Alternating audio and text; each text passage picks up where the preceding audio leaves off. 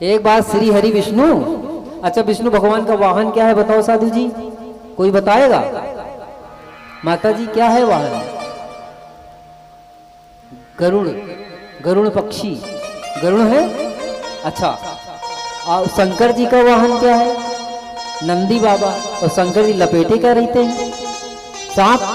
अच्छा, गरुड़ सांप को खा जाता है ना? अब देखो बहुत अच्छा दृष्टांत है, दृश्य बना रहा हूं, आप लोग मन से कल्पना करिए, ऐसा महसूस करिए किसी पंडाल में दृश्य चल रहा है जैसे पिक्चर देखते हैं।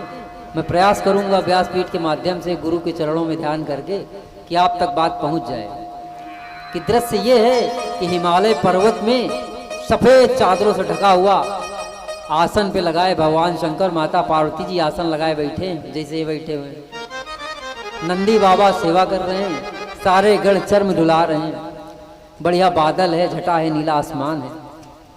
उसी समय श्री हरि माता रमा के साथ में अपने गरुड़ वाहन में बैठ के भगवान शंकर जी से मिलने कैलाश पर्वत पहुंचे।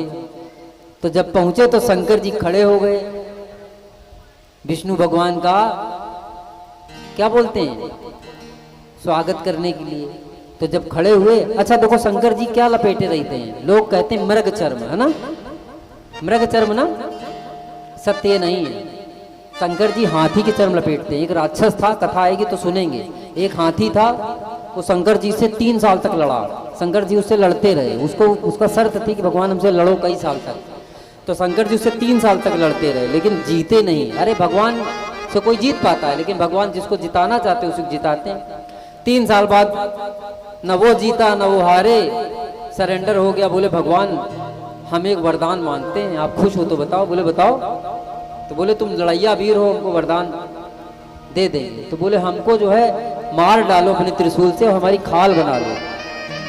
तो उसी हाथी की खाल भगवान पहनते हैं, चर्म की उसमें तो पहनते हैं, बाघ की गाभ में बैठते हैं, बाघ के बिछोने में, लेकिन जो पहनते हैं वो हाथी के चर्म में। हो सकता है इसी स्तोत्र में आ जाए।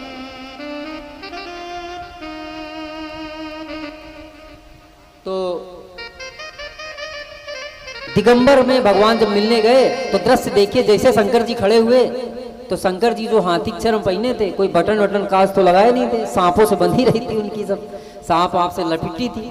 और उधर गरुड़ पक्षी सामने, तो सांप सब भय खा गए अपने। अच्छा, अपने दुश्मन शेर कोई आएगा तो आदमी डरेगा नहीं, गरुड़ पक्षी आया तो डर गए, वो सारे सांप भाग गए, सारे सांप नदारद।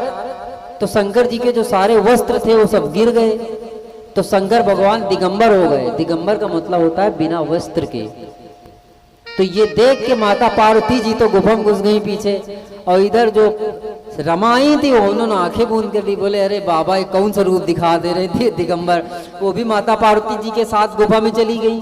बड़ा हास्य व्यंग हुआ, पर नारायण चूके नहीं, नारायण दौड़ के गए और भगवान शिव को गले लगा लिया और बोले वाह प्रभु, गुरु और शिष्य के मिलन में ये बाधा थी, कपड़े जो है संपर्क में दिक्कत हो रही थी। आज भगवान ने कृपा की, हमारे बीच में कपड़े ही नहीं रहे, पूरा आत्मा परमात्मा का मिलन हो गया और भगवान गुरु शिष्य रूप में एक दूसरे को मिल गए।